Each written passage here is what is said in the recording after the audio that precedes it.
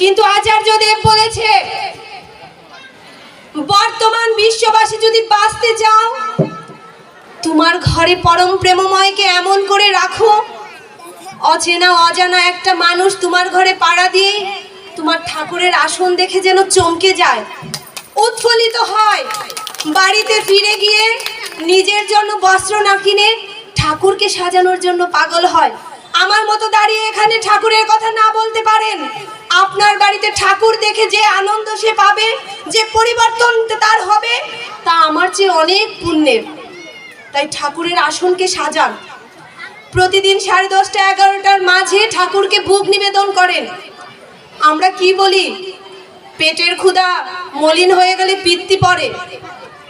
আজ ঠাকুরকে 10টায় দিলেন, কাল 11টায়, পরের দিন 4টা 5টায়। না মা, যেমন ঠিক 10 মাস 10 দিনে মায়ের গর্ভ থেকে সন্তান পৃথিবীতে আসে, ঠিক তেমনি 10:30 থেকে 11টার ভেতরে আমার ঠাকুরের ভোগ নিবেদন হয়। মেনে চলতে হবে। করো, হও, পাও। করাই পাওয়ার জন্য নেই, না করে যে পেতে চায়, দুঃখ তার পিছু দেয়।